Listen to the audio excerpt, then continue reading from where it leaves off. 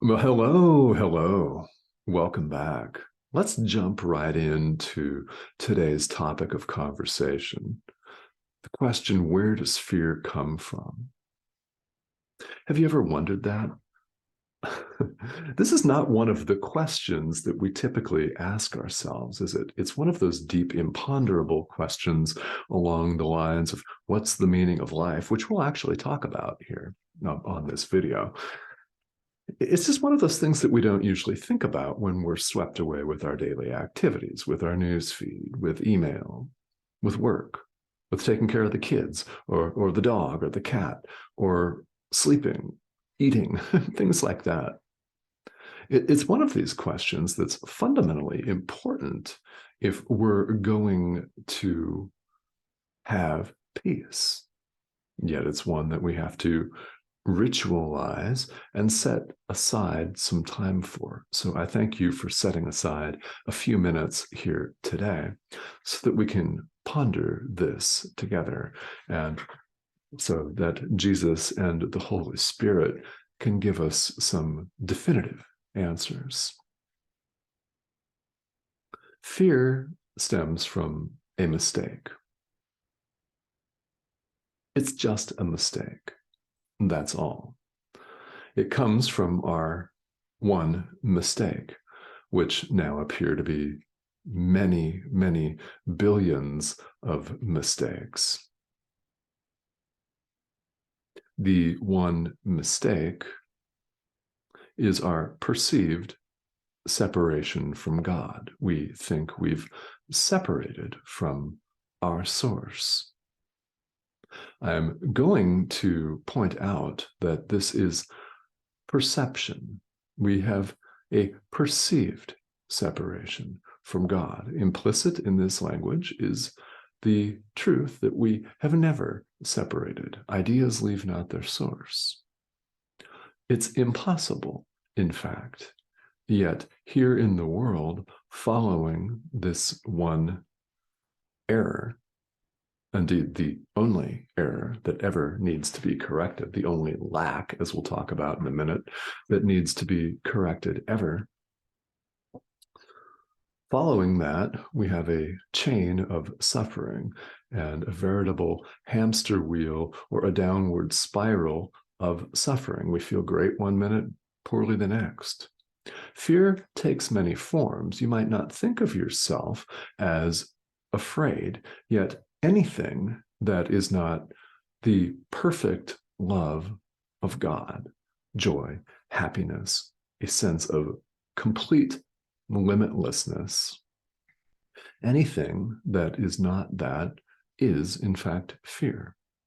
So we don't have to call it fear. We call it many things: anxiety, depression, sadness, frustration.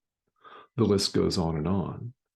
Anything, any kind of disturbance at all.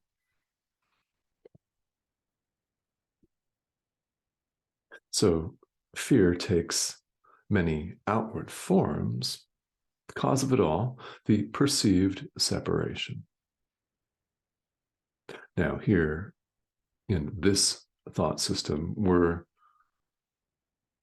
taught that from this perceived error has stemmed a well of deep unconscious guilt for having thought that we threw away heaven, but we cannot throw it away.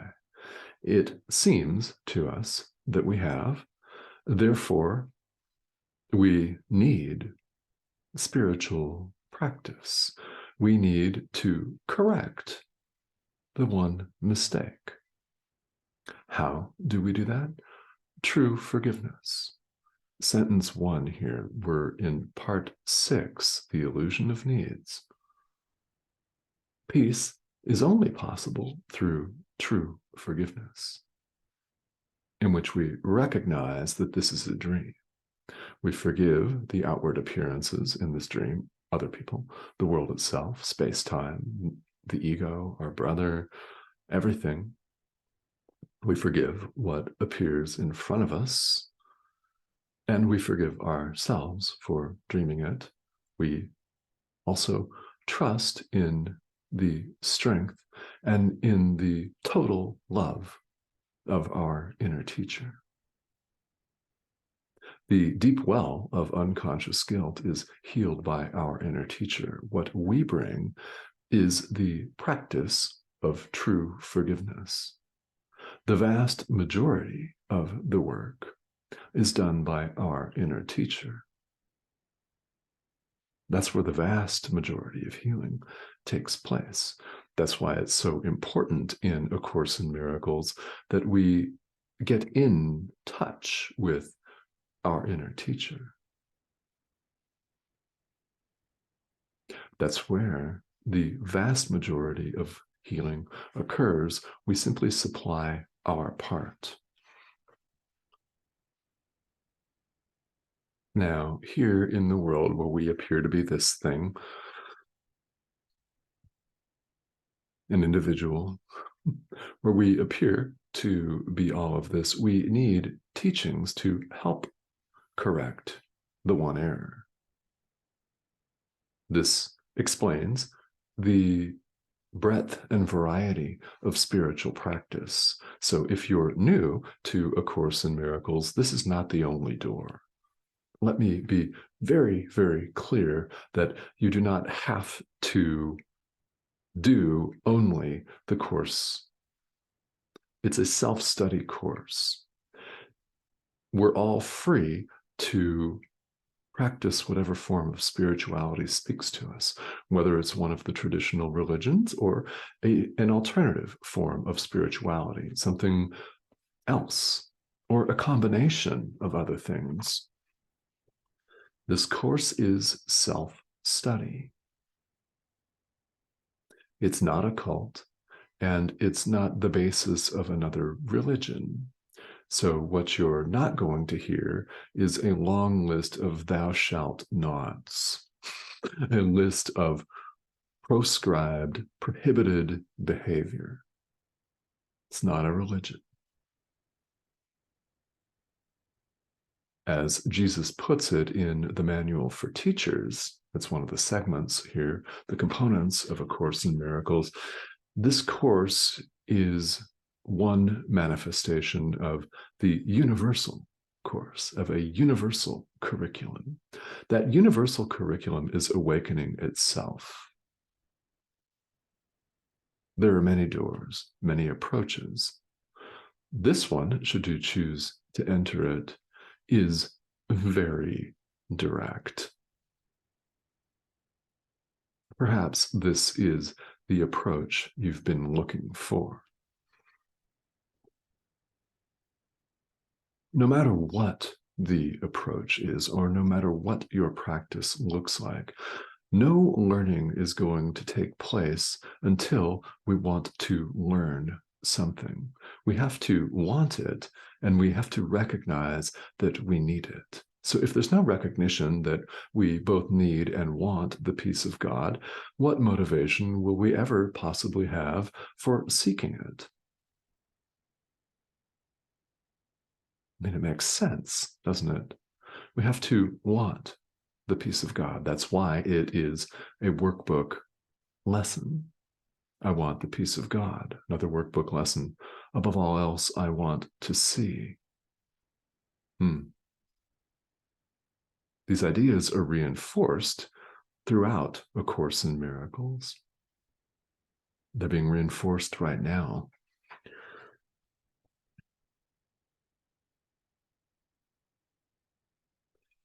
Here in the world, we see ourselves as lacking. Doesn't matter if you're fabulously wealthy or if you have great physical fitness, if you're ripped, lots of energy, hot, sexy lover, beautiful food, a beautiful home, hot, sexy, stylish car, or whatever, right? It doesn't matter. As human beings, when you think about it, we have a sense of lack. We're always wanting more. If we experienced our total oneness with God, there would be no lack, and we wouldn't want more of anything. when we think about it, and this is something that requires a lot of honesty, deep honesty on our part, isn't it? In fact, it's why I say spirituality is an adult endeavor, because it takes this honesty. What we come to discover is that we're always wishing we were something else. That's lack. If we don't have as much money as we would like, we want more. We want to rearrange circumstances in our life so that we have more. If you're single and you would like a romantic partner, what happens is you think about it, right? That's what we all do. And we wish to rearrange circumstances here in the world so that the romantic partner arises. And then we have one hot, sexy moment after another. And we're blissed out and stuff. Right? There's a sense of lack. We're always wanting to be something else, to do something else, to have something else or something more or less, right? We want to be someplace other than where we are. We want to be something other than what we are. This is big. We want to be something other than what we are. So what are we? One with God. Fear is a simple mistake. Ideas leave not their source. We've never separated from our source. In fact, this perceived separation is the only lack that we need to correct. How do we correct it? True forgiveness. And while we appear to be here in the world, the real purpose of this world is for us to correct our unbelief. In other words, to correct our perception. To correct our perception of ourselves as individual self-sustaining survival units. To correct our perception of other people. To correct our perception of the world itself, space-time, and all phenomena.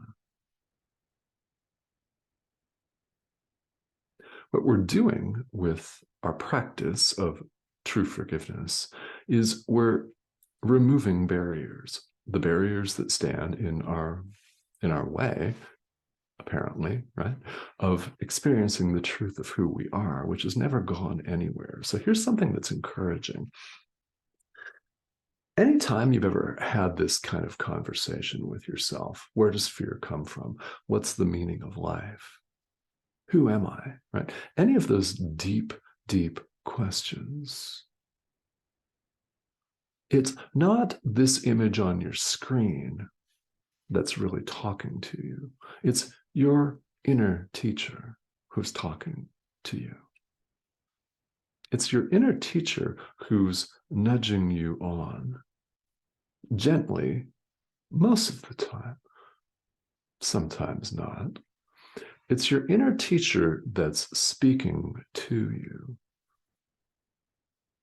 That this doesn't have to come in the form of words that we audibly hear, does it? It can come from an intuitive hit, a feeling, a deep inner knowing. It could be something someone else says. It could be something that I am saying right now that's causing you on a deep level to think about these questions, these larger questions. And as you do, to accept the guidance of your inner teacher that says there is a different way of looking at this. The more we look at it through the lens of our own forgiveness, the more peaceful the world will begin to appear. Think about your spiritual practice and who you were when you began it. Compare that to now. Are you more patient? Are you more loving? Are you, in fact, more of a forgiving person now?